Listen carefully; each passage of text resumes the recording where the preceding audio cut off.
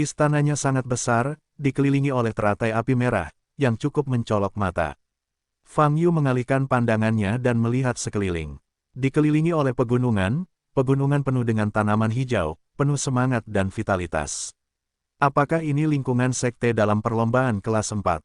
Benar-benar bagus. Fang Yu berkedip dan berkata, tertawa saja, di depan Fang Daneng, istana pembakaran kita hanyalah sebuah sekte kecil. Zixi terkekeh dari samping. Pada saat ini, Tianlu dan Yixuan yang mengikuti mereka berdua menundukkan kepala, dan mata mereka berdua terlihat tidak enak. Mereka merasa kakak senior Zixi telah menempatkan postur tubuhnya terlalu rendah di depan Fang Yu. Fenggong adalah sekte peringkat kedua dalam klan Tianxia, meskipun itu bukan sekte tingkat atas, itu sama sekali tidak asing lagi.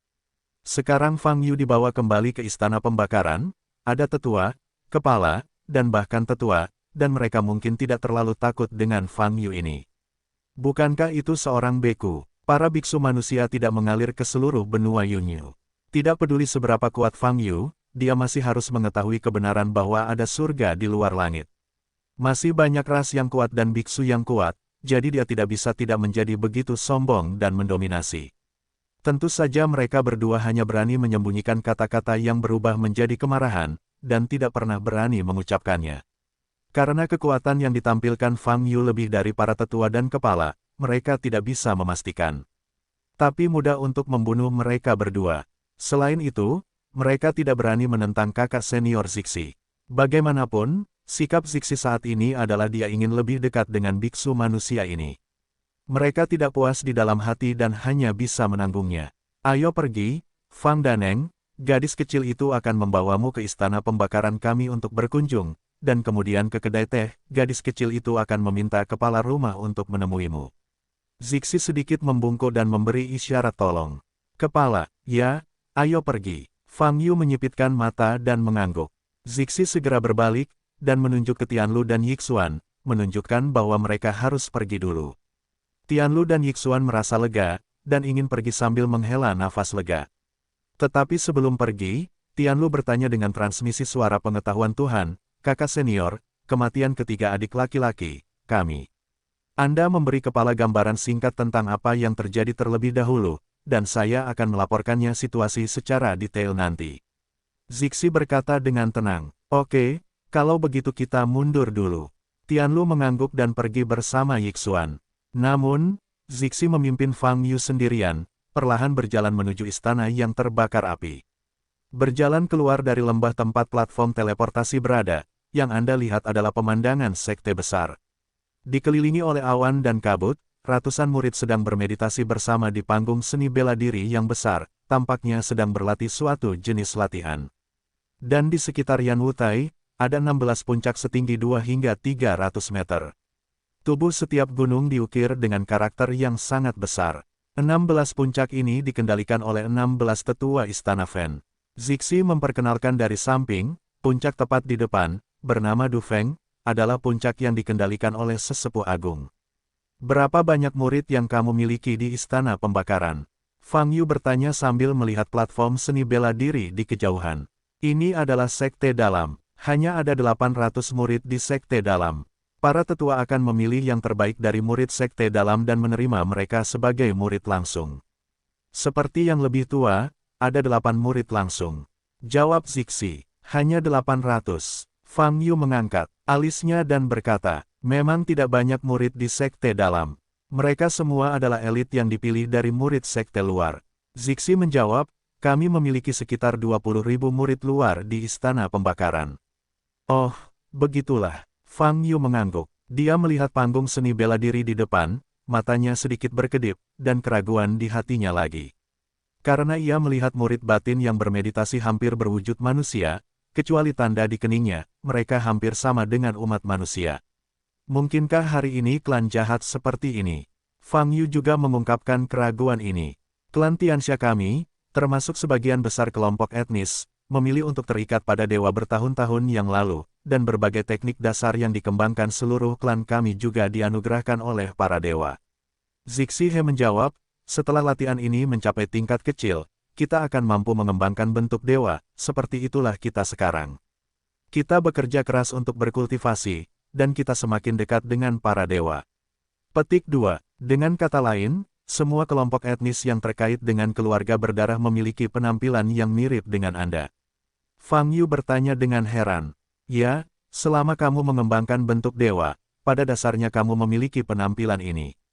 Jawab Zixi. Fang Yu mengangguk. Dengan kata lain, kemunculan makhluk ras dewa tidak jauh dari ras manusia.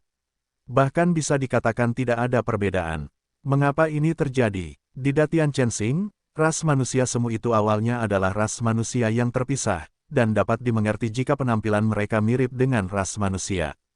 Tapi di benua Yunyu ini, mustahil Protoss juga terpisah dari ras manusia, bukan? Kenapa penampakannya mirip sekali? Apakah Protoss sengaja mengembangkan tampilan yang mirip dengan ras manusia?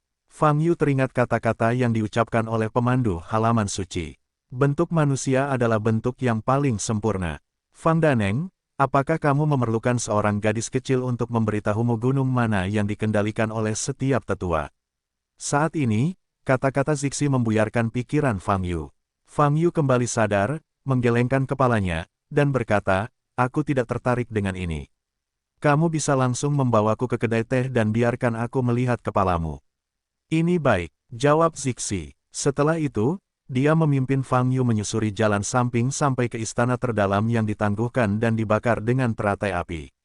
Saya bertemu banyak murid di sepanjang jalan. Ketika murid-murid ini melihat Zixi, mereka semua membungkuk hormat. Namun sikap Zixi sangat acuh tak acuh. Sepertinya statusmu di istana Fen tidak rendah. Fang Yu mengangkat alisnya, tertawa saja, gadis kecil itu hanya beruntung, dia disukai oleh kepala. Zixi tersenyum ringan. Lalu apa identitasmu? Fang Yu bertanya. Gadis kecil itu adalah murid kepala yang sebenarnya, dan orang suci Fen Gong. Zixi menjawab dengan jujur. Wanita suci, sepertinya kamu memiliki bakat yang bagus dalam berkultivasi, kata Fang Yu. Di depan Fang Daneng, gadis kecil itu bukan apa-apa. Zixi sedikit membungkuk, bisa dikatakan dia meletakkan postur tubuhnya paling rendah. Fang Yu memicingkan mata ke arah Zixi dan berhenti berbicara. Zixi ini memberinya gambaran mendalam tentang rumah kota, perasaan tersembunyi yang mendalam. Mungkin, dia juga monster tua yang telah berkultivasi selama bertahun-tahun dan sangat memahami kasih sayang dan kecanggihan manusia. Setidaknya untuk saat ini, Fang Yu masih belum mengetahui tujuan Zixi yang sebenarnya. Namun, kepala istana Fen akan segera terlihat berikutnya. Apa tujuan pihak lain itu? Harus segera diketahui, jadi tidak perlu khawatir. Fang Daneng, gadis kecil itu ingin tahu, informasi apa yang kamu katakan ingin mendapat informasi. Gadis kecil itu, bisa bertanya kepada bosnya nanti. Zixi bertanya, Human Rache, saya ingin mendapatkan semua informasi intelijen tentang Human Rache. Fang Yu menjawab dengan ringan. Manusia, oke, gadis kecil itu mengerti. Zixi menjawab dengan cahaya aneh berkedip di matanya. Dengan cara ini, Fang Yu berbicara dengan Zixi sambil berjalan, dan segera sampai di istana yang tergantung di udara dan dikelilingi oleh nyala api. Zixi mengeluarkan sebuah token, dan lampu di token itu berkedip-kedip. Bas, sinar cahaya menyala di tanah, menutupi dirinya dan Fang Yu. Wow, Fang Yu segera merasa lebih ringan. Pemandangan di hadapannya berubah dengan cepat. Saat dia mendarat, dia sudah berdiri di depan meja kopi. Inilah yang dikatakan Zixi tentang rumah teh.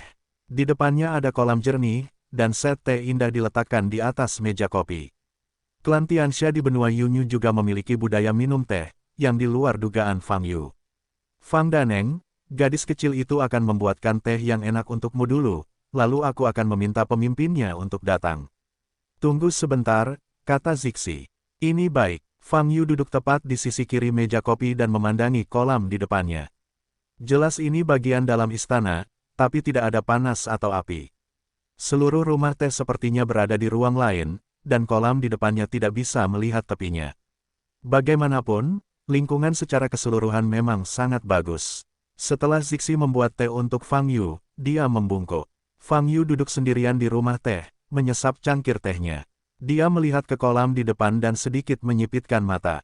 Air di kolam ini sangat jernih, tidak ada benda asing yang terlihat di dalam kolam, dan tidak ada makhluk yang berenang di dalamnya. Saat ini, sudut lain istana. Ini jelas merupakan paviliun kitab suci Buddha, dengan rak buku di mana-mana, dan berbagai buku curang ditempatkan di rak buku. Zixi berjalan di antara rak buku dan melangkah lebih dalam. Kursi ini sudah mengetahui apa yang terjadi dari Tianlu, tapi kursi ini tidak mengerti mengapa kamu membawa kembali biksu manusia ini. Saya belum melihat sosok apapun, tetapi ada suara rendah laki-laki. Tuan, muridnya berpikir bahwa Fang Yu, seorang biksu manusia, memiliki rahasia besar yang tersembunyi di dalam dirinya.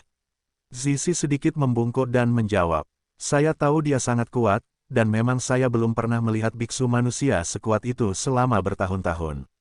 Kepala sekolah berkata, tetapi di benua Yunyu, yang paling diperlukan adalah yang kuat. Murid itu tidak memutuskan untuk membawanya kembali hanya karena dia kuat, tetapi teknik yang dia gunakan. Zixi menundukkan kepalanya dan berkata dengan hormat, dia menggunakan suatu teknik ketika dia bertarung melawan musuh di tempat warisan itu. Teknik sihir mengandung kekuatan suci yang sangat kuat, dan nafas itu sangat mirip dengan nafas yang dikeluarkan oleh orang-orang kuat di Protos. Jadi apa yang Anda pikirkan?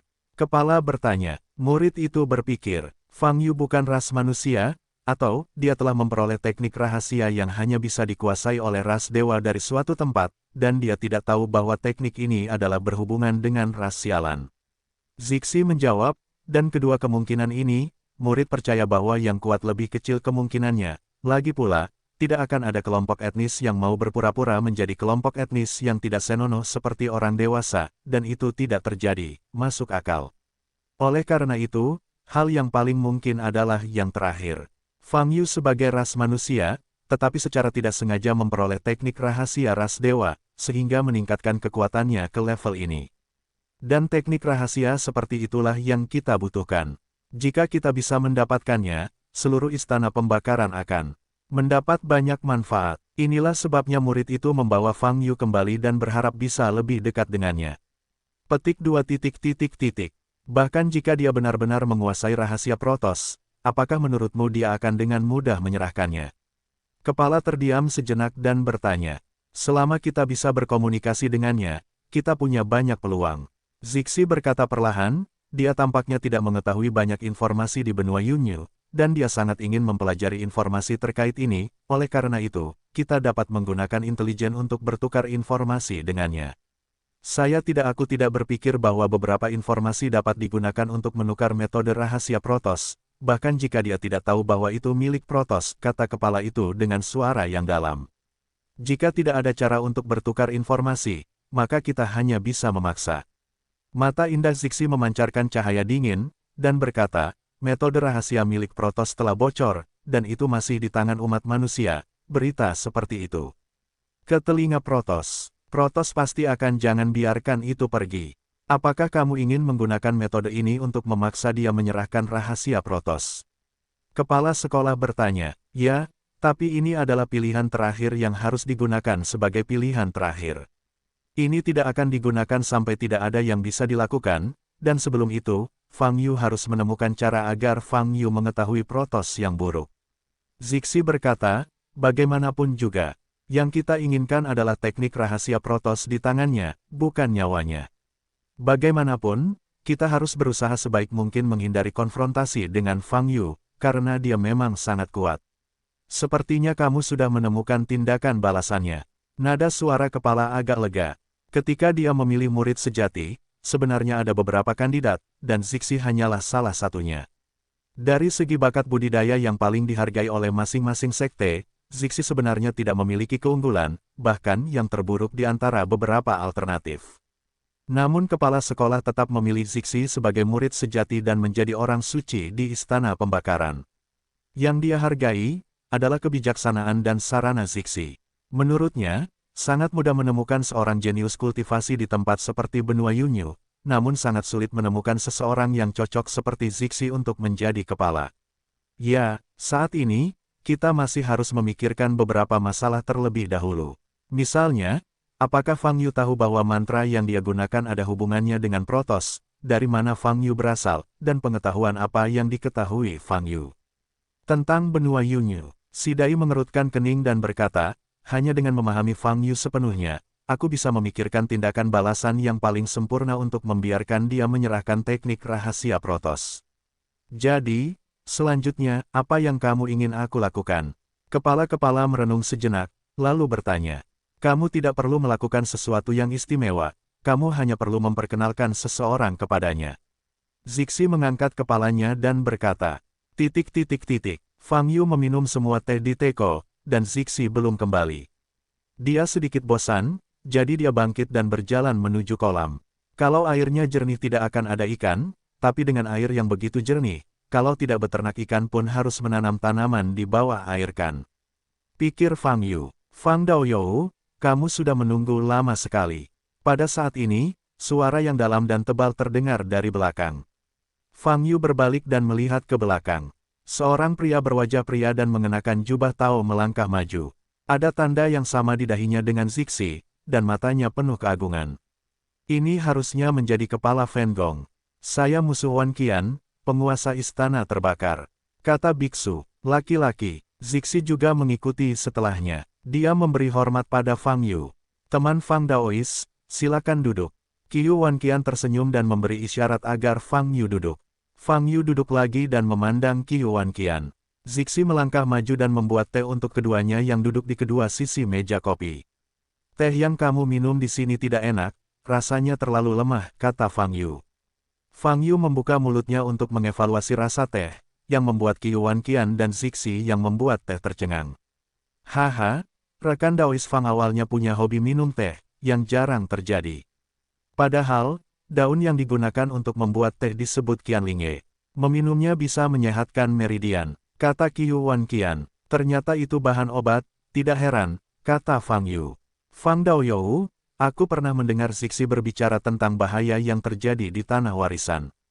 Untungnya, Fang Daoyou yang bergerak, sehingga Zixi dan dua murid lainnya selamat. Kata Qiu Wan Qian, ternyata saya memang menyelamatkan mereka. Namun nyatanya, saya bahkan tidak berpikir untuk menyelamatkan mereka sama sekali, bahkan ingin mereka mati. Fang Yu menyesap tehnya dan berkata dengan ringan. Begitu dia mengatakan ini, mata Qiu Wan Qian sedikit berubah. Adapun Zixi yang sedang membuat teh, gerakannya sedikit terhenti. Jadi kamu tidak perlu berterima kasih padaku. Fang Yu meletakkan cangkir tehnya dan memandang Qiu Wan Qian di depannya. Dia mengatakan ini dengan sengaja, dan ingin menilai tujuan sebenarnya dari Qiu Wan Qian dan Zixi melalui reaksi yang ditimbulkan oleh kata-kata ini. Faktanya, ketika Fang Yu berada di tanah warisan, dia tidak terlalu memikirkan siapapun untuk diselamatkan. Dia benar-benar berpikir untuk membawa bencana ke timur, membiarkan roh-roh jahat itu membantai semua biksu dari semua kelompok etnis di sekitarnya. Hanya saja roh-roh kebencian itu hanya menyerangnya, dan dia tidak punya pilihan selain terpaksa melenyapkan semua roh kebencian itu. Qiu Wan Qian menatap Zixi dengan cepat, lalu tersenyum, haha. Teman Daois Fang tidak mau menerima cinta ini, tapi mau tak mau kami mengenalinya. Zixi, masih ada angsa di Tianlu. Itu adalah memang karena kamu. Kami hanya bisa bertahan. Untuk ini, kami hanya bisa bersyukur. Fang Daoyou, meskipun Fan Gong bukan sekte teratas, tetapi latar belakangnya tidak buruk. Tidak peduli hadiah apa yang kamu inginkan, kami akan berusaha sebaik mungkin untuk menyediakannya untukmu. Aku tidak membutuhkan barang itu. Jika Anda dapat memberi saya beberapa informasi, saya akan berterima kasih sebagai balasannya, kata Fang Yu. Qiu Wan Qian sedikit menyipitkan mata dan bertanya, informasi apa yang ingin Anda ketahui? Saya tahu status ras manusia di benua Yunyu sangatlah rendah, namun masih banyak ras manusia yang berkumpul di satu area. Yang ingin saya ketahui adalah, di mana lokasi spesifik berkumpulnya ras manusia. Fang Yu bertanya, tempat berkumpulnya manusia. Mendengar pertanyaan ini, Qiu Wan Qian bersandar sedikit, mengerutkan kening, dan mulai berpikir. Setelah beberapa saat, dia menggelengkan kepalanya dan berkata dengan nada meminta maaf, teman Dao Fang, saya tidak bisa menipu Anda. Informasi tentang umat manusia, istana pembakaran kita, atau bahkan seluruh ras Tianxia mungkin tidak memiliki terlalu banyak kendali. Alasannya sama seperti yang Anda katakan. Secara umum, ras manusia hanyalah ras kelas 10, dan tidak ada kekuatan etnis yang akan peduli dengan ras manusia, mohon tidak keberatan jika saya mengatakan itu. Tidak ada informasi sama sekali. Fang Yu mengangkat alisnya. Qiu Wan Qian menggelengkan kepalanya dan berkata, memang tidak ada informasi di area ini, tapi saya tahu ras manusia. Dia memiliki identitas khusus. Dia memiliki reputasi tertentu dalam ras Tianxia. Mungkin dia bisa memberi Anda beberapa informasi.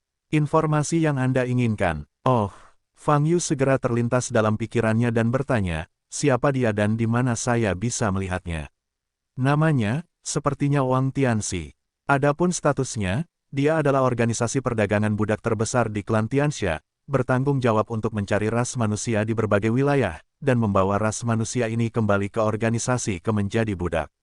Karena pekerjaannya sangat bagus, total energinya terus-menerus membawa kembali sejumlah besar ras manusia, jadi dia masih dihormati di organisasi, dan statusnya tidak rendah disebut kam perdagangan budak. Kata Qiu Wanqian. Mendengar ini, mata Fang Yu bersinar terang. Sebuah pos yang bertugas mencari ras manusia di mana-mana. Wang Tianxi ini mungkin benar-benar mengetahui informasi yang relevan tentang tempat berkumpulnya umat manusia. Fang Daoyou, jika kamu ingin bertemu dengannya, aku bisa, kata Qiu Wanqian sambil mengamati ekspresi Fang Yu. Aku ingin melihatnya. Fang Yu menyela kata-kata Qiu Wanqian dan berkata, baiklah, kalau begitu aku akan mengatur agar kalian berdua bertemu secepatnya.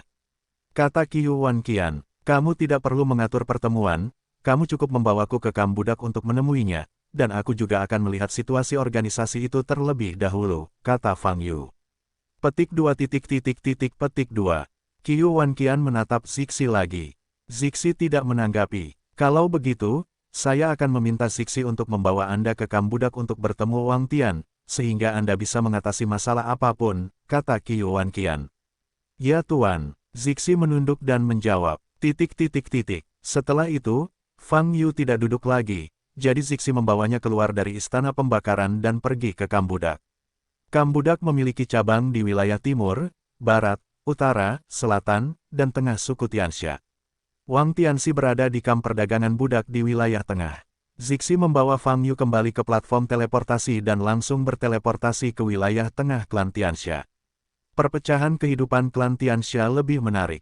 Mereka pada dasarnya terpecah oleh kekuatan, dan kebanyakan dari mereka tersebar dan berkumpul. Dan persimpangan kekuatan utama pada hari kerja terjadi di distrik-distrik besar. Berdagang, memberikan hadiah, merekrut murid. Pada dasarnya, hal itu akan dilakukan di semua distrik besar. Luas kelima wilayah tersebut pada dasarnya sama dengan luas kota kerajaan klan surgawi. Setelah tiba di wilayah tengah, Fang Yu melihat banyak makhluk dari klan Sky Evil. Kebanyakan dari mereka, seperti Zixi, mengembangkan apa yang disebut bentuk ketuhanan.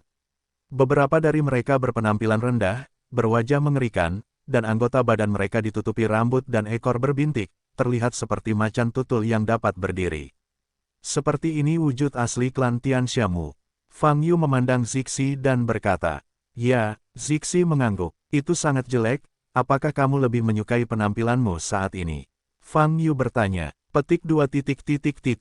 Yah, semua klan besar telah mengembangkan dewa mereka untuk dibanggakan.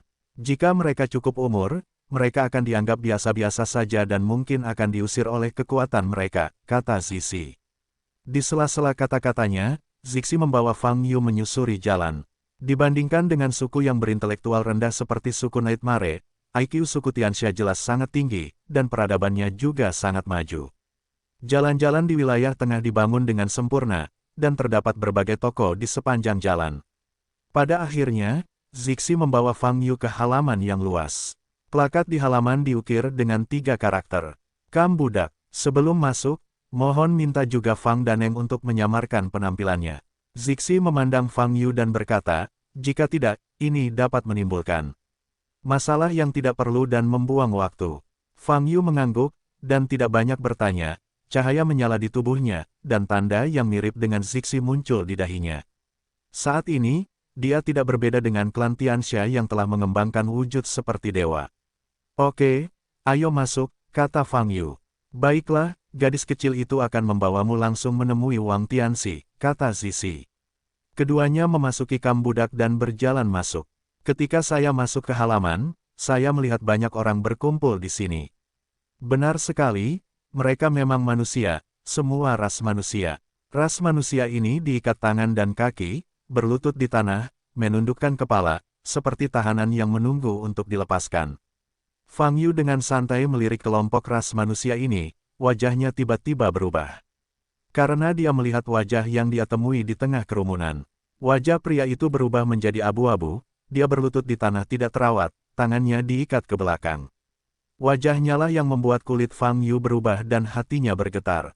Ini adalah Sang Xuan Tianzun, lawan yang kamu temui saat berhadapan dengan kultus penyihir di bumi. Tentu saja, pada saat itu, hanya wasiat yang ditinggalkan oleh Sang Xuan Tianzun yang melawan Fang Yu. Adapun Dewa Sang Xuan Tianzun, dia naik dan meninggalkan bumi lebih dari 2.500 tahun yang lalu. Di era itu, biksu yang bisa naik adalah kekuatan yang besar, cukup membuat sensasi di dunia. Begitulah cara Fang Yu mendengar tentang nama Sang Xuan Tianzun, tapi tidak pernah bertemu.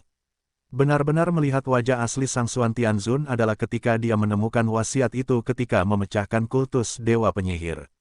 Ingatan ini tidak terlalu jauh, jadi Fang Yu sekilas mengenali Yang Mulia Sang Xuan di tengah kerumunan. Dunia ini begitu besar, bukan tidak mungkin akan ada beberapa dunia yang sangat mirip. Namun kemungkinannya sangat kecil. Fang Yu percaya bahwa pria di antara kerumunan itu adalah Dewa Surga. Namun, Fang Yu dapat mengenali penguasa surgawi yang mendalam tertinggi, tetapi penguasa surgawi yang mendalam tertinggi saat ini tidak dapat mengenali Fang Yu. Karena keinginannya untuk tetap di bumi itulah yang awalnya melawan Fang Yu. Ingatan itu tidak ada dalam pikiran Sang Xuan Tianzun. Sang Xuan Tianzun, Fang Yu mengerutkan kening saat dia melihat ke arah Sang Xuan Tianzun di tengah kerumunan. Fang Daneng, ada apa? Zixi memimpin jalan ketika Fang Yu tiba-tiba berhenti, bertanya dengan curiga. Pada saat ini, sekelompok biksu manusia yang diikat dengan tangan dan kaki berlutut di tanah mengangkat kepala ketika melihat Fang Yu dan Zixi, dan wajah mereka penuh harapan. Tuanku, belilah aku memiliki keadaan untuk melarikan diri, aku bisa menjadi sapi dan kuda untukmu, tolong belikan aku, teriak seorang lelaki tua berambut putih dengan keras. Tuanku, saya telah naik ke negeri dongeng. Saya telah menaiki anak tangga ketiga. Saya lebih baik dari dia. Saya bersedia melewati api dan air untuk Anda. Biarkan saja saya mati. Tolong belikan saya. Yang lain tampak seperti teriak pria yang lebih muda. Tuanku, wilayahku tidak setinggi mereka, tapi aku bisa menjadi tungku untukmu. Jika kamu tidak menyukainya, maka aku akan memberikan semua yang kamu butuhkan untuk kebutuhan sehari-harimu. Tolong belikan aku bersedia melakukan. Kamu melakukan segalanya. Seorang wanita dengan wajah berjuang untuk pindah ke tubuh Fang Yu dengan lututnya, bersujud memohon. Saat ini, ratusan orang di belakangnya juga mengikuti Fang Yu dan Zixi, dan kata-kata di mulut mereka serupa, biarkan saja Fang Yu membelinya. Di antaranya, Sang Xuan Tianzun juga termasuk. Fang Yu melirik pakaian mereka, semuanya compang camping, dan masih banyak luka berdarah di tubuh mereka. Tali yang mengikat anggota tubuh mereka seharusnya merupakan semacam senjata ajaib, sehingga mereka tidak dapat melepaskan aura, sehingga mereka tidak dapat memperbaiki luka-luka di tubuh mereka, dan mereka hanya dapat terus menderita karena serbuan rasa sakit. Dari apa yang mereka katakan, basis budidaya kelompok ras manusia ini beralih dari alam abadi ke alam pencerahan. Ada berbagai tahapan. Di alam Suyuan, Datian Chensing, atau bumi, mereka semua dapat dianggap sebagai pembangkit tenaga listrik teratas. Tapi di benua Yunyu, mereka hanya bisa dijadikan budak. Memohon orang dewasa dari klan Tianxia ini untuk membelinya di kamp perdagangan budak ini. Dikelilingi oleh kelompok budak ini, Zixi Dai mengerutkan kening. Jika para budak ini tidak dijual dan tinggal di kamp perdagangan budak, mereka akan terus menderita penyiksaan di kamp perdagangan budak, jadi mereka semua berharap bisa dibeli dari penyiksaan. Zixi menjelaskan kepada Fang Yu dengan suara rendah. Fang Yu tidak berbicara, dan tidak tahu harus berkata apa. Dia tahu bahwa umat manusia berada dalam situasi yang sangat sulit di benua ini. Tetapi sebelum dia menghubunginya secara pribadi, dia tidak dapat membayangkan kesulitan seperti ini. Dan sekarang, dia melihatnya dengan matanya sendiri. Sebagai martabat seseorang, dihancurkan seperti sampah tidak ada gunanya. Ras manusia di kamp perdagangan budak tidak sebaik hewan. Dan ini adalah gambaran sebenarnya dari ras manusia di seluruh benua Yunyu. Apa yang kamu lakukan? Apakah kamu mencari kematian? Pada saat ini, pihak tersebut tiba-tiba berteriak dengan marah. Mendengar suara ini, Wajah para biksu manusia yang dikelilingi oleh mereka berubah drastis, dan mereka segera mundur dan menundukkan kepala. Sesosok berjalan dengan cepat, memegang cambuk hitam panjang di tangannya. Dia berlari ke kelompok ras manusia ini, mengangkat cambuk panjang di tangannya dan mengayunkannya ke bawah. Bentak. Hal ini langsung menghantam beberapa selebritis di hadapan mereka hingga membuat mereka menjerit kesakitan. Mata Fang Yu sangat dingin. Zixi memperhatikan mata Fang Yu dan segera berkata, "Hentikan." Saat ini, sosok di depan segera berhenti. Dia berbalik, wajahnya yang malang dipenuhi dengan senyuman yang menyanjung, dan segera setelah dia mengambil cambuk panjang di tangannya, dia berjalan menuju Zixi dan Fang Yu. Dia mengepalkan tangan dan membungkuk kepada Zixi, dan berkata dengan hormat, "Saya telah melihat Yang Mulia Zixi, dan saya harap apa yang terjadi barusan tidak membuat Anda tidak bahagia. Anjing-anjing ini benar-benar sial, berani terburu-buru menyinggung." Petik 2. Ini Fang Daneng, saya sudah menyapa Anda sebelum saya datang ke sini. Zixi berkata datar, "Fang Daneng, aku sudah lama mengagumi nama yang bagus." Pria itu mengepalkan tinjunya lagi, posturnya lebih hormat. "Fang Daneng, ini Wang Tianxi yang sudah kubilang, kamu bisa bertanya langsung padanya jika ada pertanyaan." Zixi memperkenalkan. Ketika Fang Yu menyipitkan mata ke arah Wang Tian, matanya dingin dan dia berkata, "Apakah kamu manusia?" Wang Tianxi tertegun sejenak, lalu mengangguk berulang kali, dan berkata, ya, itu ras manusia di bawah, tapi sudah melekat pada Kambudak." Fang Daneng, pertama-tama cari tempat yang tenang untuk berbicara. Zixi berkata kepada Fang Yu. Fang Yu melihat ke arah kelompok ras manusia yang terikat di belakang, dan kemudian bertanya Wang Tianxi, "Ada apa dengan kelompok ras manusia ini?" "Mereka baru saja dibawa kembali dari Siaksia. Ini belum berlalu sekitar 1 bulan. Mereka tidak terbiasa menderita. Banyak budak yang tinggal di sini selama 1 atau 2 tahun tanpa menjualnya. Itulah penderitaan yang sesungguhnya. Tetapi mereka juga harus disalahkan karena terlalu buruk. Jika tidak, bagaimana mungkin mereka tidak dibeli?" Wang Tianxi berkata dengan kejam, "Kelompok anjing ini baru saja menyinggung Fang Daneng dan orang bijak Zixi. Beri mereka pelajaran." "Fang Daneng, untuk menghindari masalah, saya tidak mengungkapkan informasi bahwa Anda adalah ras manusia." Zixi berkata kepada Fang Yu, "Jadi, dengan Wang Tianxi, Anda adalah orang yang kuat laki-laki dari klan Tianxia, jadi." Petik 2. Begitu, Fang Yu menjawab, "Fang Daneng, maukah kamu mengajakmu minum teh sekarang?" Wang Tianxi berkata lagi. Fang Yu mengangguk, lalu melirik ke arah sekelompok ras manusia di belakang, dan berkata, "Jangan pindahkan ras manusia ini, simpan saja mereka." "Saya mengerti, sepertinya Fang Daneng tertarik pada beberapa dari mereka, jadi mari kita selesaikan pembicaraannya dulu, dan kemudian kami akan membawa Anda untuk memilih seorang budak." Wang Tianxi berkata sambil tersenyum. Fang Yu berhenti berbicara. Wang Tianxi membuat isyarat tolong, menuntun Fang Yu dan Zixi masuk, sampai dia tiba di loteng di halaman dalam dan duduk di sebuah kamar. "Gadis kecil itu menunggumu di luar." Zixi Fang Yu berkata, lalu keluar kamar. Sekarang hanya Fang Yu dan Wang Tianxi yang tersisa di ruangan itu. Wang Tianxi menatap Fang Yu dengan kaget dan hormat di matanya. Menurutnya, identitas Fang Yu sangat misterius. Bahkan gadis suci Zixi dari Istana Fen sangat menghormati Fang Yu. "Anda tahu, Fen Gong adalah sekte tingkat kedua dari klan Tianxia, dan dianggap sebagai sekte kelas 1 di seluruh klan Tianxia, dan memiliki reputasi yang hebat. Terutama Zixi, sebagai orang suci dari Istana Pembakaran, adalah salah satu dari 4 jenius besar generasi baru suku Tianxia." Di depan Fang Yu, postur Zixi sangat rendah, seperti menghadapi tuannya atau senior dari generasi yang lebih tinggi. Bisa dibayangkan betapa buruknya status Fang Daneng ini. Namun, sebelum Zixi datang, dia juga memerintahkannya untuk melakukan sesuatu. Pada saat ini, Wang Tianxi sedikit takut di dalam hatinya. Dia tidak tahu apakah mengikuti instruksi Zixi akan menimbulkan kecurigaan dan kemarahan Fang Yu. Jika ini masalahnya, maka nyawanya tidak akan terselamatkan. "Sudah berapa lama kamu berada di Kambudak?"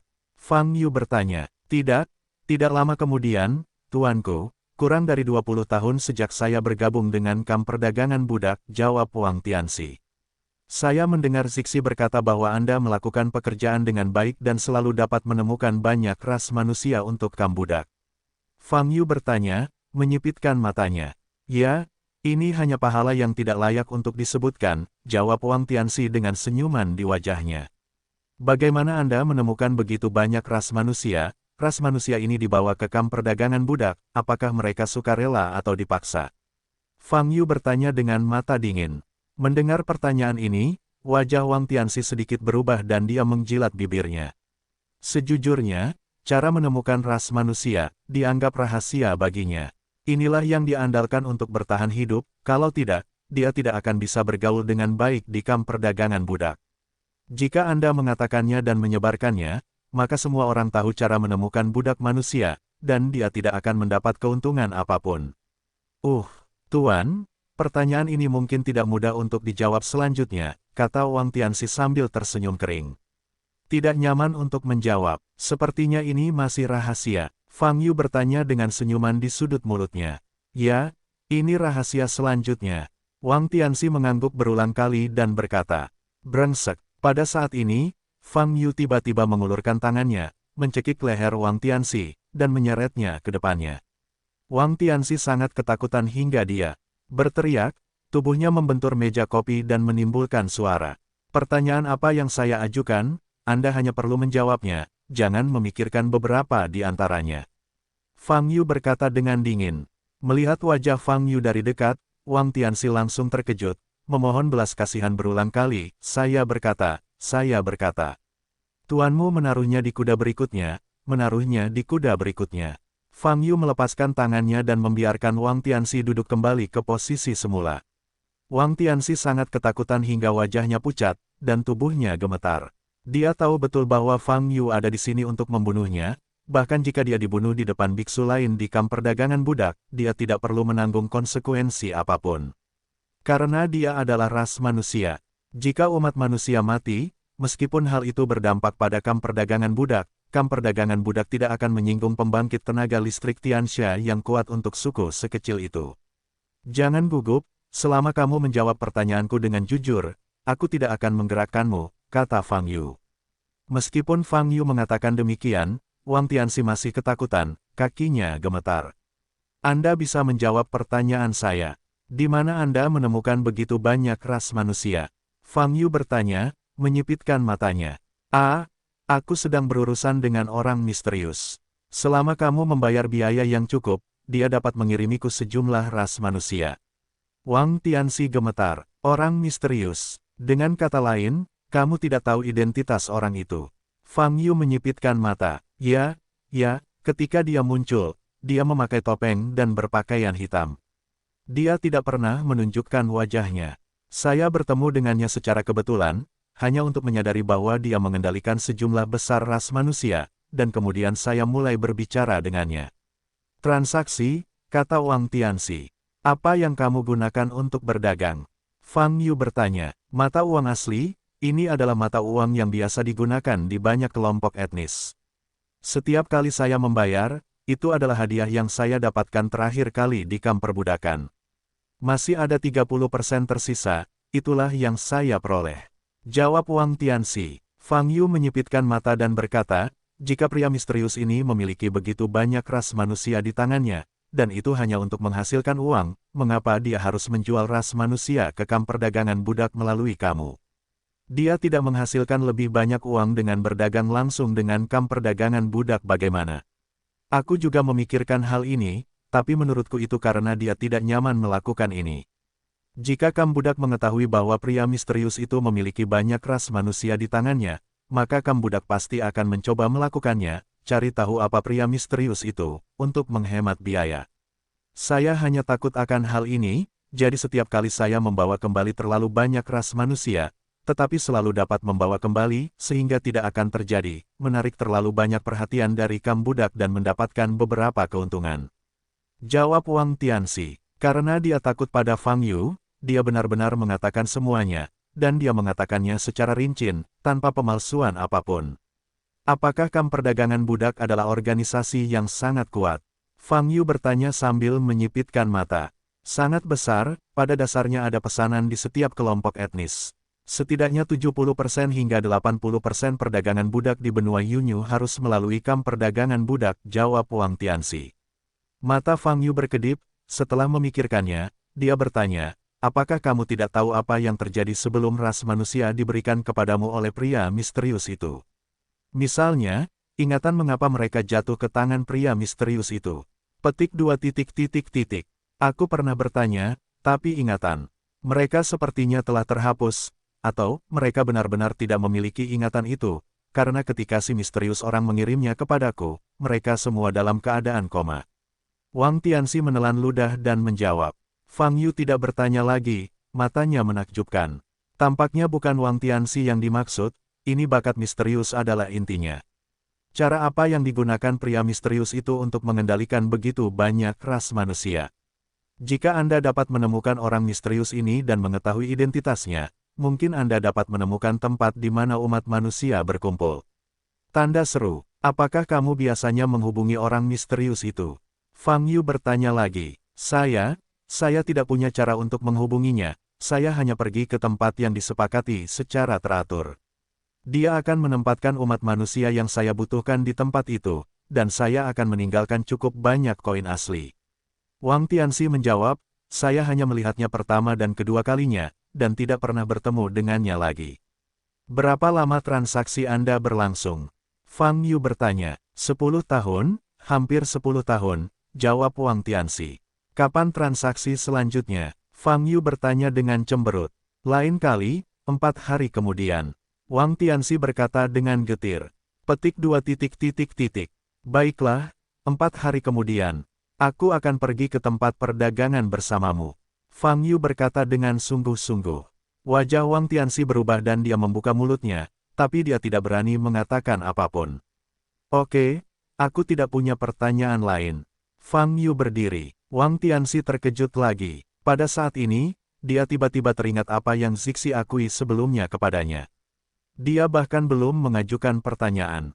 Zixi berjanji kepadanya sebelumnya bahwa selama dia bisa menanyakan pertanyaan-pertanyaan itu dan mendapatkan jawabannya, dia akan diberi imbalan yang besar. Tapi sekarang, Wang Tianxi memandang Fang Yu, tapi dia bahkan tidak berani bertanya sepatah kata pun. Beraninya dia, jika Fang Yu tersinggung, bahkan jika dia tidak mati, tidak akan ada buah yang baik. Itu saja, bahkan Fang Yu dari Zixi sangat rendah hati, bahkan lebih mustahil baginya untuk mengambil risiko bahaya dengan menanyakan pertanyaan-pertanyaan itu. Dengan cara ini, Wang Tianxi tidak mengucapkan sepatah kata pun, hanya melihat Fang Yu keluar. Ketika dia sampai di pintu, Fang Yu tiba-tiba berbalik. Wang Tianxi takut mati lemas. Ngomong-ngomong, bagaimana cara menjual ras manusia itu? Berapa banyak koin asli? Fang Yu bertanya. Lihatlah basis budidaya untuk memperkirakan. Umumnya seorang budak berharga sekitar 1000 yuan. Jawab Wang Tianxi. 1000 koin asli. Fang Yu mengangguk, membuka pintu dan berjalan keluar. Setelah Fang Yu pergi, Wang Tianxi terengah-engah, mengangkat tangannya untuk menyeka keringat dingin di dahinya. Terlalu berbahaya. Fang Yu ini terlalu berbahaya. Hingga saat ini, dia bahkan sedikit mengeluh di dalam hatinya karena Zixi telah membawa keberadaan yang begitu mengerikan padanya. Dia pikir dia bisa menghasilkan banyak uang, tapi dia tidak berpikir, tapi yang dia temui adalah krisis hidup dan mati. Ketika Wang Tianxi keluar dari kamar, dia langsung bertemu dengan Zixi. Bagaimana itu? Zixi bertanya kosong sambil melihat ke arah Wang Tian.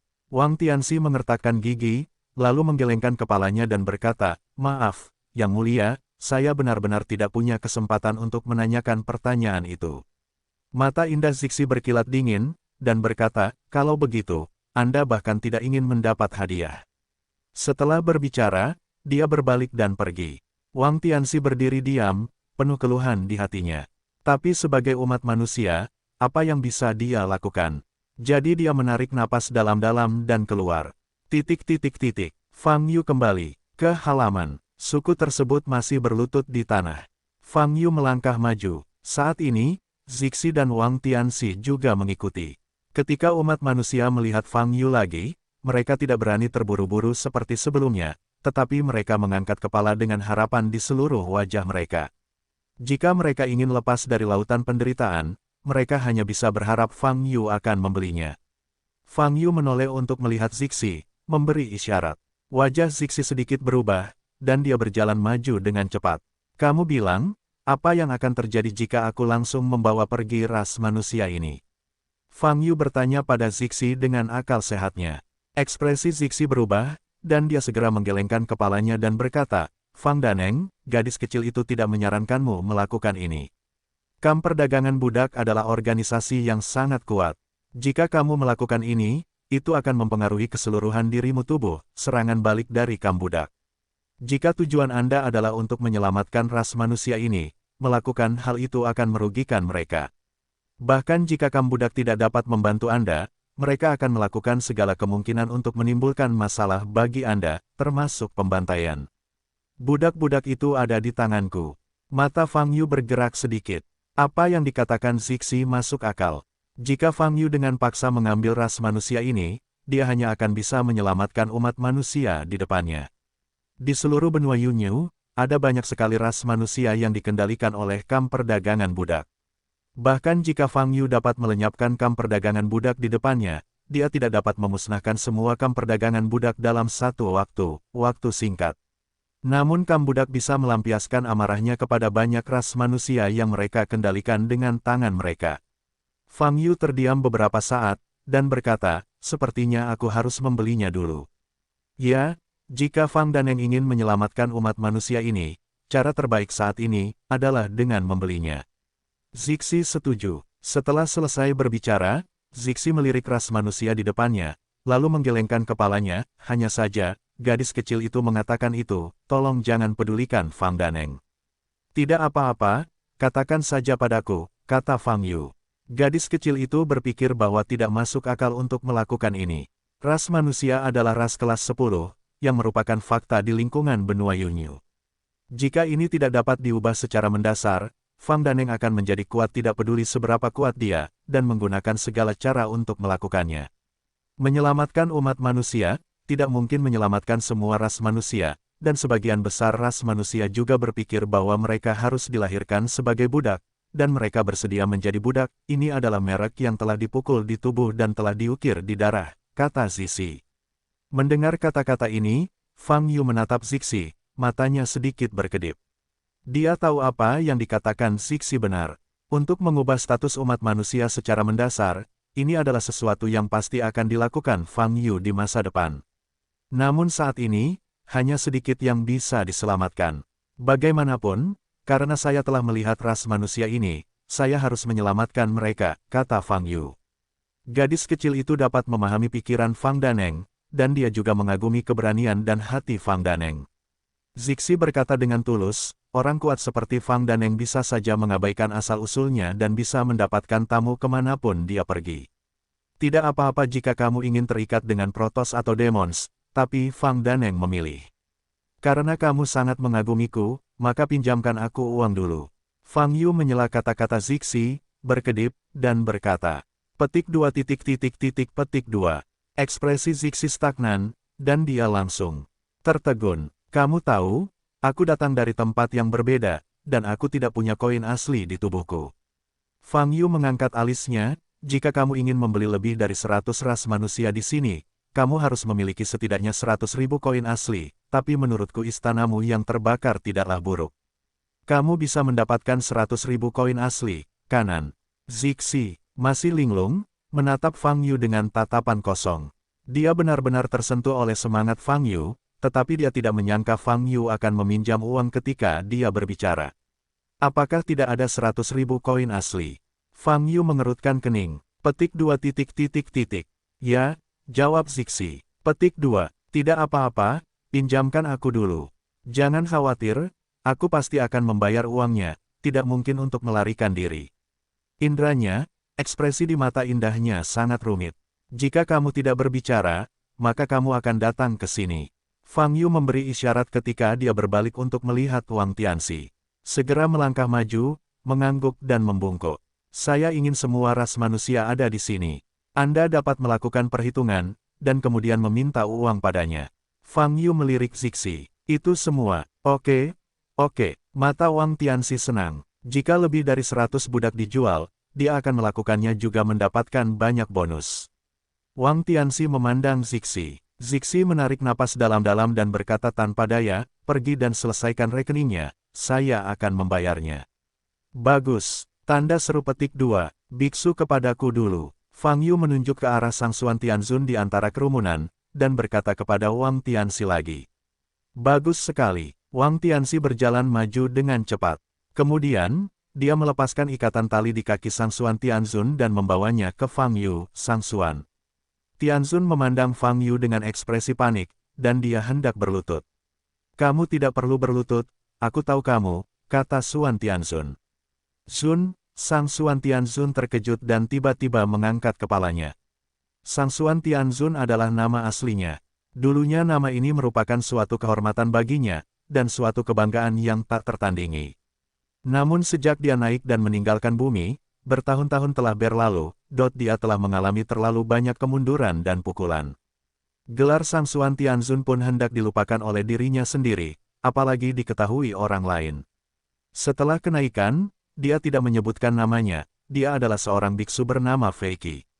Mengetahui bahwa alam atas sama kuatnya dengan awan, harimau yang berjongkok, dan naga yang tersembunyi, dia memiringkan ekornya untuk menjalani kehidupan dan berlatih dengan sederhana. Akhirnya, dia mendapat kesempatan kedua untuk naik dan datang ke benua Yunyu. Saya pikir inilah akhirnya, itu adalah dunia peri dalam imajinasinya. Tapi saya tidak menyangka, yang menunggunya adalah pukulan yang belum pernah terjadi sebelumnya. Di benua Yunyu, seorang biksu yang naik ke negeri dongeng, dia bahkan tidak sebaik babi dan anjing, dan dia hanya bisa menjadi budak. Apa yang disebut martabat diinjak-injak di tanah dan hancur berkeping-keping. Di depan semua balapan, dia bahkan tidak memiliki kualifikasi untuk berdiri dan berbicara. Dia hanya bisa berlutut di tanah, menunggu rambut pihak lain dengan panik. Dia, dari ras manusia Tianjiao menjadi budak. Mentalitasnya jauh berbeda dengan saat dia diberi nama Xuan Tianzun. Oleh karena itu, kini setelah dia mendengar nama ini lagi, yang ada hanya kelesuan dan keterkejutan di wajahnya. Kenangan yang telah ada di benak selama bertahun-tahun melonjak naik turun saat ini. Kamu, Fei Qi membuka matanya lebar-lebar, menatap Fang Yu di depannya, tidak bisa berkata-kata. Saat Anda naik saat itu, hal itu menimbulkan sensasi yang cukup besar di dunia kultivasi. Fang Yu berkata, setelah kamu naik selama lebih dari 2.500 tahun. Aku sekali lagi memenuhi keinginanmu di bumi, dan dengan itu bertarunglah, dan hapuskan keinginan ini. Pada saat itu, keinginanmu masih kejam, mengatakan itu di masa depan, kamu akan bertarung denganku dengan dewamu, sehingga aku bisa melihat kekuatanmu yang sebenarnya. Mendengar kata-kata tersebut, Fei Qi teringat pemandangan saat dia melayang di bumi. Dia sangat energi dan luar biasa saat itu. Di seluruh dunia budidaya makhluk abadi, berapa banyak petani yang menganggapnya sebagai teladan dan tujuan. Alangkah baiknya jika semuanya tetap pada waktu itu. Jika dia belum naik, dia tidak akan menderita begitu banyak siksaan, dan menghadapi begitu banyak pukulan dan kemunduran di masa depan. Jika dia bisa kembali ke awal, dia pasti tidak akan memilih untuk naik dan meninggalkan bumi. Sekalipun sumber daya budidaya di bumi jauh lebih sedikit dibandingkan di bidang atas, meskipun bumi berada di bidang yang lebih rendah, dia bersedia tinggal di sana selamanya. Namun, semuanya tidak bisa kembali. Apa masalahnya? Fang Yu memandang Fei Qi dan menyipitkan matanya. Apakah kamu lupa apa yang terjadi di bumi? Fei Qi pulih dan menatap Fang Yu, matanya memerah. Tubuhnya sedikit gemetar, terutama tangannya yang gemetar sangat hebat. Fang Yu melihat Fei Qi masih memiliki banyak luka yang belum sembuh, dan tubuhnya berlumuran darah. Bisa dibayangkan betapa besarnya pengobatan yang dideritanya sebelumnya. Fang Yu mengerutkan kening dan memandang Wang Tian yang tersenyum dari belakang, dan berkata dengan dingin, lepaskan semua pengekangan padanya. Petik 2. Ya, ekspresi Wang Tianxi berubah, dan dia segera menggunakan mantra khusus untuk melepaskan ikatan Fei Qi. Bas! Cahaya di tubuh Fei Qi menyala, dan kekuatan pengekangan benar-benar hilang. Saat ini, dia mengendurkan tubuhnya dan hampir jatuh ke tanah. Tertahan dalam waktu yang lama, ia bahkan telah melupakan aura yang dimilikinya. Carikan aku tempat yang tenang, aku ingin ngobrol dengannya. Fang Yu berkata pada Wang Tianxi lagi. Oke, penjahatnya akan mengambil orang dewasa. Jawab Wang Tianxi. Fei Qi memandang Fang Yu dan kemudian Wang Tianxi. Di kamp budak ini, Wang Tianxi adalah eksistensi yang paling menakutkan bagi semua ras, seperti mimpi buruk. Tapi di depan Fang Yu, orang ini tampak ketakutan dan penuh hormat. Dan dari kata-kata Fang Yu, itu juga seorang biksu yang melayang dari bumi. Terlebih lagi, itu melonjak setelah dia. Biksu manusia seperti itu, di tempat seperti benua Yunyu, dapat diperlakukan dengan hormat oleh orang seperti Wang Tianxi. Namun, dapat dilihat bahwa Fang Yu memiliki jejak unik di dahi Fang Yu. Bukankah Fang Yu ras manusia? Tapi kalau bukan ras manusia, bagaimana dia bisa tahu namanya dan menyebut bumi secara khusus? Otak Fei Qi kosong. Ikut denganku. Fang Yu berkata pada Fei Qi. Petik 2 titik. Ya, jawab Fei Qi. Kemudian, Wang Tianxi membawa Fang Yu dan Fei Qi kembali ke ruang loteng aslinya. Kemudian, dia bergegas kembali ke halaman dan menyelesaikan rekening dengan Zixi. Jangan ragu, saya berasal dari bumi, dan saya juga seorang biksu manusia. Fang Yu memandang Fei Qi dengan tatapan bingung, dan berkata, saat ini, saya hanya berpura-pura menjadi klan Tianxia.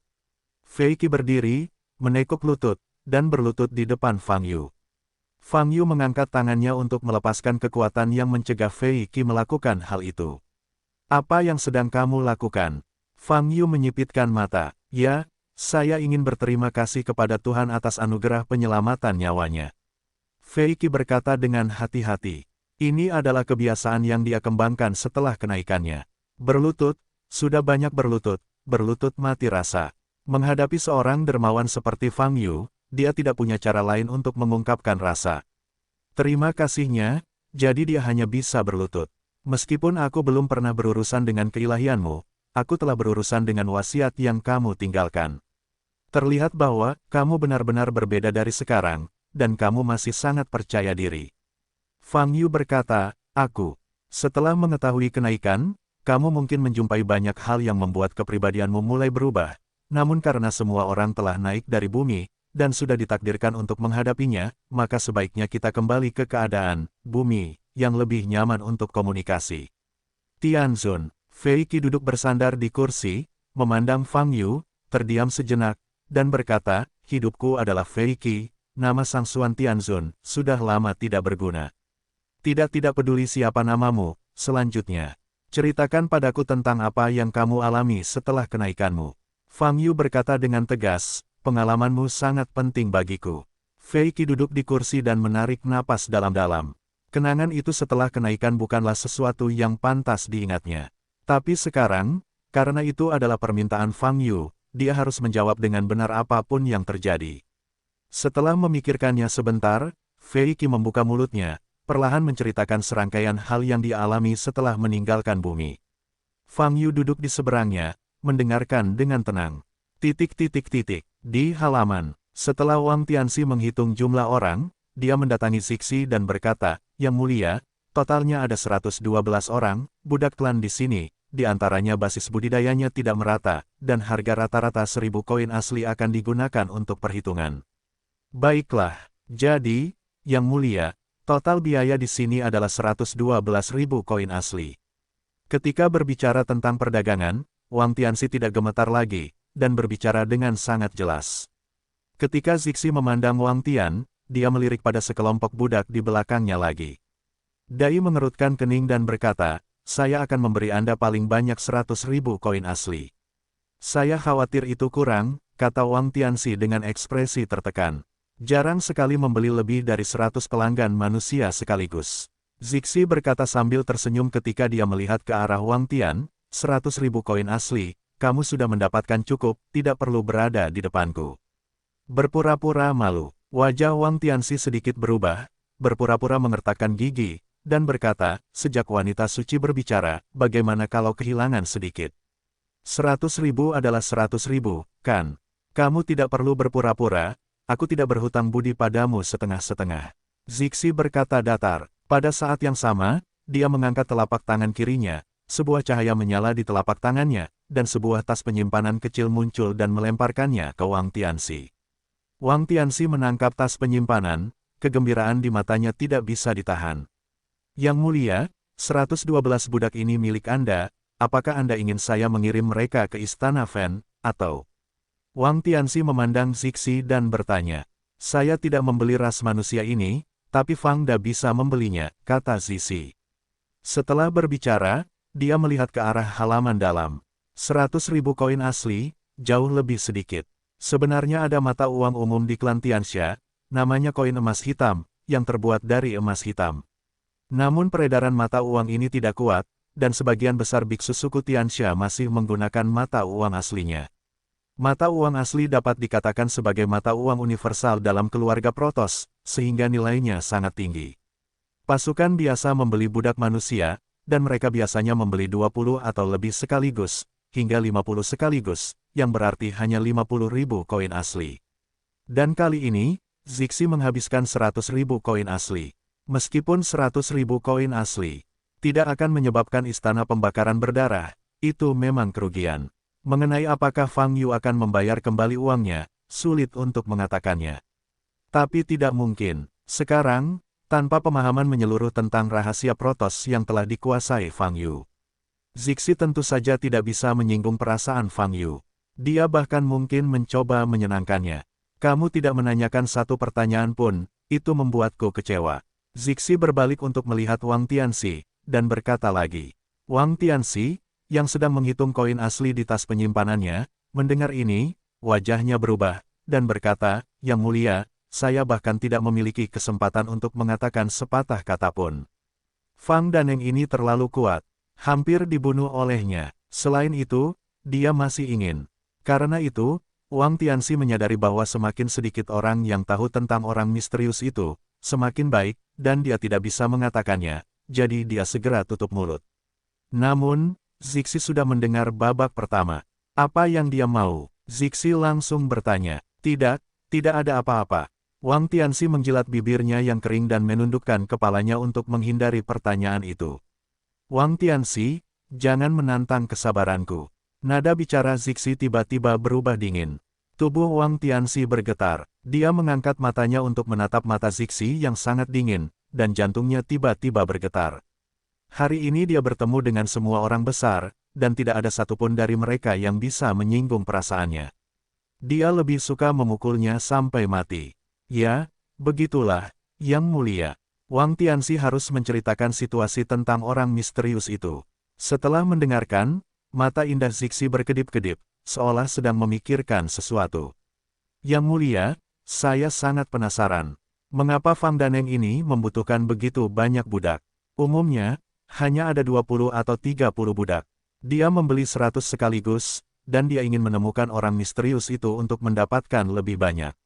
Wang Tianxi bertanya dengan curiga.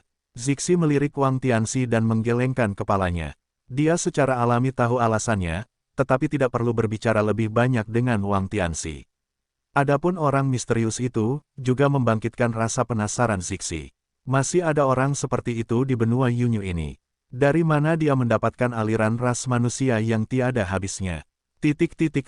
Di loteng, mengikuti narasi Fei Qi, Fang Yu mengetahui pengalaman umum penguasa surgawi yang mendalam setelah kenaikannya. Pendakian pertama terjadi lebih dari 2.500 tahun yang lalu di bumi. Saat itu, Fei Qi naik ke bintang bernama Nanyang Xing, yang tidak ada di Datian Chensing. Dan di dalam bintang Nanyang Star sebenarnya tidak jauh berbeda dengan Datian Chen. Mungkin ukuran bintangnya sedikit lebih kecil. Di bintang Nanyang, Fei Qi mengetahui alam setelah masa kesengsaraan untuk pertama kalinya, dan kemudian secara bertahap menyadari bahwa basis budidayanya sendiri adalah yang terbaik di bumi, tetapi tidak ada apapun di bintang Nanyang di bidang atas. Dia awalnya mengira bahwa alam atas adalah dunia abadi, tetapi dia tidak berpikir bahwa alam atas hanyalah permulaan yang baru, itu hanyalah perubahan lingkungan. Namun situasi ini masih menimbulkan pukulan telak di hati Fei Qi saat itu. Saya pikir saya telah menjadi abadi, tetapi saya tidak ingin menjadi karakter kecil yang tidak berharga lagi di tingkat atas. Namun bagaimanapun juga, budidaya tetap harus terus dilakukan. Fei Qi secara bertahap mengurangi temperamennya dan menjadi sangat rendah hati. Karena di Nanyang Star, selain ras manusia, banyak juga ras alien yang kuat. Kelompok etnis tersebut memusuhi umat manusia dan sering membakar, membunuh, dan menjara umat manusia di perbatasan. Untuk menghindari bahaya, Fei Qi telah tinggal di wilayah yang lebih sentral dalam wilayah umat manusia. Kemudian, dia bergabung dengan sekte lain, dan setelah itu lamanya berkultivasi. Untungnya bakat budidayanya masih bagus. Meski menerobos alam tidak terlalu cepat, namun tidak terlalu lambat, dan bakatnya cukup untuk mendukungnya menerobos ke negeri dongeng. Saat ia memasuki negeri dongeng, kepercayaan diri Fei Qi kembali menyala. Menurutnya, di atas negeri dongeng itu ada peri. Dan dalam keadaan kebetulan tertentu, Fei Qi tiba-tiba diserap oleh saluran spasial tanpa persiapan apapun. Setelah itu adalah pesawat ulang-alik yang sangat panjang. Dengan cara ini, dia sampai ke benua Yunyu. Fei Qi tidak menyangka setelah tiba di benua Yunyu, situasinya akan 100 kali lebih sulit daripada saat pertama kali tiba di Nanyangsing. Basis budidaya pendakian negeri dongeng dianggap yang teratas di bintang Nanyang, tetapi jika menyangkut benua Yunyu, itu bukan apa-apa. Eksistensi yang lebih tinggi dari basis budidayanya ada di mana-mana. Dan keberadaan ini pada dasarnya penuh dengan penghinaan dan permusuhan terhadap umat manusia. Kali ini, Fei Qi tidak hanya frustrasi secara mental, tetapi bahkan nyawanya pun terancam. Dia telah melewati banyak kelompok etnis dan menghadapi banyak krisis hidup dan mati. Sebagai ras manusia yang tidak berafiliasi dengan kekuatan apapun, ia seperti hantu kesepian di benua Yunyu, tanpa atribusi apapun, dan menjadi sasaran, dipukuli, dan dipermainkan di mana-mana. Dalam situasi ini, kepercayaan diri Fei Qi telah lama terhapus, dan bahkan martabatnya telah hancur. Lambat laun, dia sudah menyetujui dalam hatinya bahwa sebagai umat manusia, dia pantas menerima pukulan ini di benua Yunyu. Ketika dia mengatakan ini, mata Fei Qi memerah dan dia hampir meneteskan air mata, tetapi dia berhasil menahannya. Setelah itu, bagaimana kamu bisa datang ke sini? Fang Yu bertanya, menyipitkan matanya. Baginya, ini adalah persoalan yang paling kritis. Aku tidak tahu. Aku tidak punya ingatan bagaimana menuju ke sini. Fei Qi mengerutkan kening, tetapi ada tatapan kosong di matanya, dan berkata, saya hanya ingat bahwa sebelum saya datang ke sini, saya berakhir dengan klan Tianxia. Di lokasi sekitar, saya sudah ingin mengambil inisiatif untuk menjadi budak kekuatan tertentu, tapi aku tidak punya kesempatan. Setelah ingatan itu, saya hilang. Saya hanya tahu bahwa saya tiba-tiba datang ke kamp perdagangan budak ini dan menemukan bahwa ada semua ras manusia seperti saya yang menunggu untuk diperdagangkan. Apa yang terjadi selama periode itu, tidak ada ingatan sama sekali. Fang Yu bertanya dengan cemberut. Iya, tidak ada ingatan sama sekali, sepertinya sudah lama koma, kata Fei Qi. Fang Yu mengerutkan kening. Anda tahu, setelah alam biksu mencapai tingkat tertentu, dia dapat memblokir roh. Dalam keadaan ini, hampir tidak mungkin kekuatan eksternal merusak ingatan beku ini.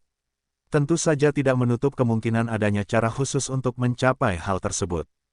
Tapi bagaimanapun juga, Yang Mulia Surgawi yang mendalam Fei Qi, tidak tahu bagaimana dia bisa sampai ke kamp perdagangan budak.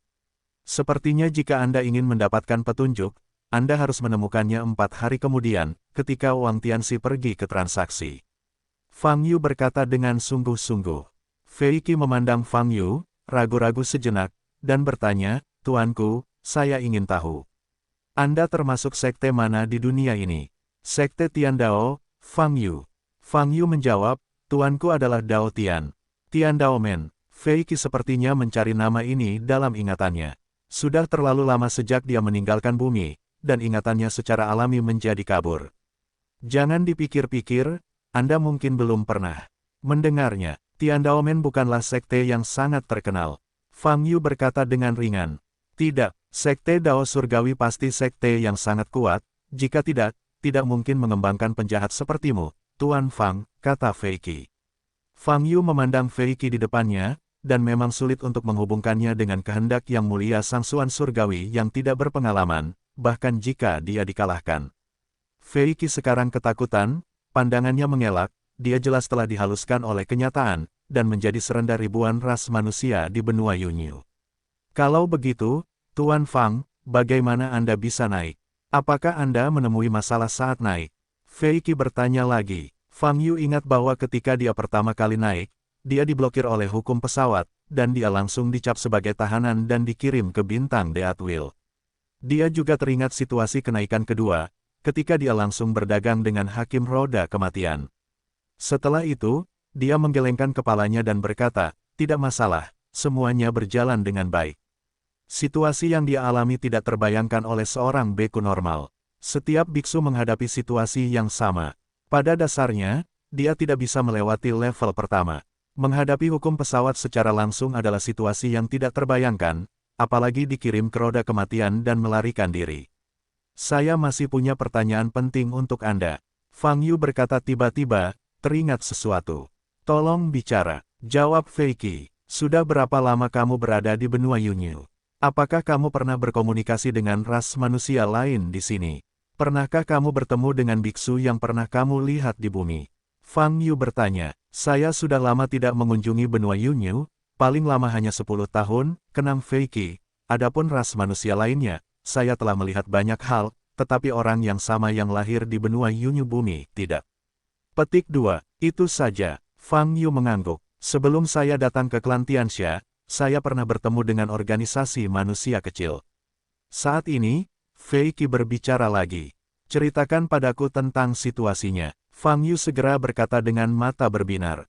Fei Qi mengerutkan kening dan berkata, saya berencana mencari tempat untuk mundur dan berlatih, tetapi saya tiba-tiba bertemu dengan kelompok biksu manusia di gurun. Mereka mengenakan seragam jubah merah muda, sangat mencolok. Tapi mereka masuk gurun, sang tidak terbang, tetapi berbaris, berjalan sepanjang jalan. Pemimpin masih memegang benda yang mirip dengan ikan kayu di tangannya, sambil memukul dengan palu kecil, mengeluarkan suara. Silakan, mengingat kenangan ini, wajah Fei Qi penuh keraguan dan teka-teki. Saya tidak jauh dari situ ketika saya melihat sekelompok orang aneh ini. Saya pikir saya bertemu biksu dari ras lain dan ingin menghindarinya. Fei Qi melanjutkan, tanpa diduga, mereka menemukan saya dan berinisiatif untuk pergi. Majulah, seorang biarawati perempuan di tim keluar dan mendatangi saya dan memberitahu saya bahwa seluruh tim mereka adalah ras manusia dan bertanya apakah saya tertarik untuk bergabung dengan mereka. Saya pikir mereka aneh pada saat itu, jadi tentu saja mereka tidak akan setuju, tetapi mereka sebenarnya tidak berarti apa-apa bagi saya. Kakak perempuan itu mengatakan kepada saya bahwa selama Anda bergabung dengan mereka, Anda dapat menghindari semua rasa sakit dan tidak lagi harus berada di benua Yunyu karena identitas ras manusia. Disiksa. Mendengar ini, mata Fang Yu juga penuh keraguan. Organisasi seperti itu masih ada. Mengapa mereka berani mengatakan bahwa mereka tidak perlu disiksa karena identitas kemanusiaannya? Bagaimana setelahnya? Fang Yu bertanya. Awalnya aku sangat terharu, dan aku bertanya pada kakak kenapa dia berkata begitu, tapi kakak tidak menjawab. Dia hanya tersenyum dan berkata bahwa selama aku percaya mereka, mereka bisa melakukannya, tapi aku selalu merasakannya. Perilakunya aneh, berjalan di gurun, mengenakan kostum berwarna merah muda, tidak peduli bagaimana penampilanmu, rasanya tidak nyaman. Selain itu, biksu manusia lain di tim mereka sangat mati rasa, dan mereka merasa seperti berada dalam kondisi lesu. Umumnya, Fei Qi mengerutkan kening, jadi, pada akhirnya, aku tidak setuju dengan ajakan saudari perempuan itu, jadi aku tidak bergabung dengan tim mereka. Biarawati perempuan itu menghela nafas lalu kembali ke tim dan terus pergi. Fang Yu mengerutkan alisnya dan bertanya, setelah itu, kamu datang menuju klan Tianxia. Ya, saya tidak tahu bahwa itu adalah klan Tianxia di depan saya saat itu, teruskan saja, kata Fei Qi. Mata Fang Yu berkedip dan bertanya, mungkinkah sekelompok orang aneh itu adalah pelakunya yang membuatmu kehilangan ingatan dan datang ke kamp budak ini? Mendengar ini, ekspresi Fei Qi berubah, dan dia terkejut sesaat. Tapi setelah beberapa saat, dia menggelengkan kepalanya dan berkata, seharusnya tidak. Aku masih memiliki ingatan yang panjang setelah mereka pergi. Fang Yu mengerutkan kening. Memang benar, jika Fei Qi masih memiliki ingatan yang jelas setelah keluar dari organisasi aneh itu, maka memang benar kemunculan organisasi itu tidak bisa dikaitkan dengan amnesia di belakangnya dan dikirim ke kamp perdagangan budak ini. Selain memakai baju berwarna pink, apakah organisasi itu memiliki ciri lain? Fang Yu terus bertanya. Fitur. Fei Qi merenung untuk waktu yang lama, lalu tiba-tiba melebarkan matanya, dan berkata, memang ada fitur yang jelas. Setelah kultivator wanita berbalik, saya melihat tanda setengah bulan ungu di sisi kanan belakang lehernya. Mendengar kata-kata ini, mata Fang Yu berkilat tajam, dan dia bertanya, tanda berbentuk setengah bulan. Kamu menggunakan aura untuk mengubah tanda ini. Fei Qi mengangkat telapak tangan kanannya dan segera mengikutinya. Meskipun dia belum memulihkan banyak auranya saat ini, masih sangat mudah untuk mengubah suatu tanda. Segera, Tanda setengah bulan bersinar dengan cahaya ungu, muncul di depan mata Fang Yu. Mata Fang Yu menjadi sangat dingin. Dia yakin tanda setengah bulan ini sama persis dengan tanda setengah bulan di pupil dan belakang leher Chen Qianan. Organisasi aneh yang ditemui Fei Qi, pasti ada hubungannya dengan Chen Qianan. Merasakan perubahan ekspresi Fang Yu, ekspresi Fei Qi berubah, sedikit gugup. Dia memandang Fang Yu dan bertanya, "Tuan Fang, bolehkah saya bertanya, tanda ini melambangkan apa?" Fang Yu melirik Fei Qi, lalu melihat kembali tanda setengah bulan yang telah diilusi, dan berkata dengan dingin, mewakili musuh yang sangat kejam dan tercela, dan kekuatan di balik musuh ini. Musuh, Tuan Fang pernah berurusan dengan orang-orang aneh ini sebelumnya. Fei Qi bertanya dengan heran.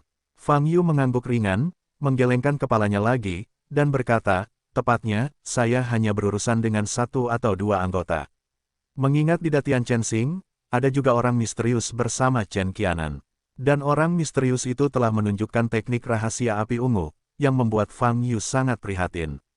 Awalnya, Fang Yu mengira Chen Qianan dan orang-orang misterius itu berasal dari alam tanpa akhir. Namun belakangan, hal itu tidak terjadi.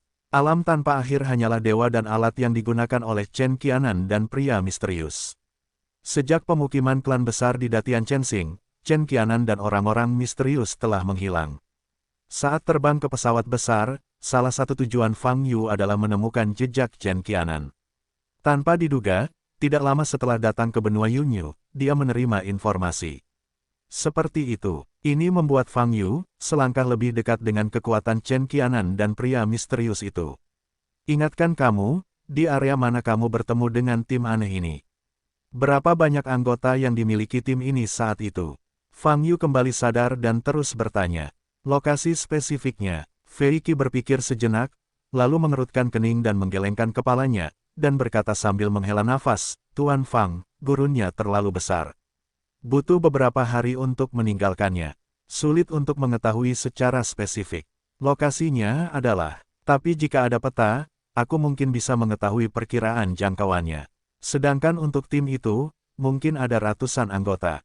Petanya, aku akan mencarikannya untukmu nanti, kamu bisa mengingatnya sekarang. Arah yang dituju tim saat itu, ada tempat-tempat abnormal lainnya, kamu bisa segera memberitahuku jika kamu memikirkan sesuatu, kata Fang Yu. Petik 2 titik. Oke, Fei Qi mengangguk, dia masih ragu tentang identitas Fang Yu. Tian Daomen, Fang Yu, entah itu nama sekte atau nama Fang Yu, selama berada di bumi, mereka termasuk dalam golongan yang tidak diketahui. Tapi sekarang Fang Yu dapat memiliki tingkat kekuasaan dan status tertentu di pesawat besar dan di benua Yunyu. Fei Qi tahu betul bahwa ini harus didasarkan pada kekuatan yang kuat.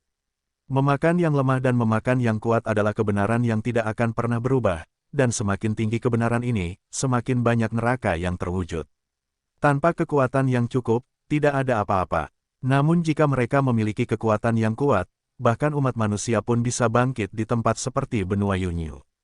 Setelah berbicara dengan Fei Qi, Fang Yu bangkit dan meninggalkan loteng dan kembali ke halaman. Saat ini, Zixi telah membayar 100.000 koin asli, dan semua 112 selebriti adalah milik Fang Yu. Fang Daneng, semua budak ini milikmu. Jika kamu membutuhkannya, penjahat akan melepaskan semuanya sekarang. Wang Tianxi berlari ke depan dan bertanya dengan hormat. Fang Yu melirik lebih dari 100 selebriti di depannya.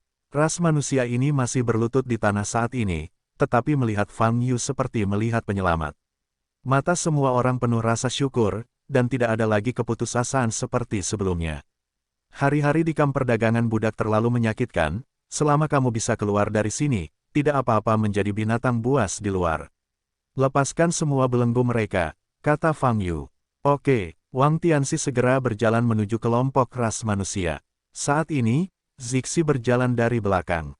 Fang Daneng, lebih dari 100 selebriti, kamu menyelamatkan mereka, di mana kamu akan menempatkan mereka? Zixi bertanya dengan transmisi suara kesadaran ilahi. Fang Yu sedikit mengernyit. Dalam hal ini, dia sebenarnya sudah mempertimbangkannya. Setelah ras manusia ini diselamatkan, jika mereka dibiarkan pergi dengan bebas, maka apa yang disebut bantuan, itu kemungkinan besar akan sia-sia. Sebagai ras manusia, mereka tidak punya tempat tujuan, tidak dalam perdagangan budak, dan sulit bagi mereka untuk dibeli sebagai budak oleh kekuatan lain. Selain itu, bahkan jika Anda menjadi budak kekuatan tertentu, lingkungannya mungkin tidak akan lebih baik daripada di kamp perdagangan budak.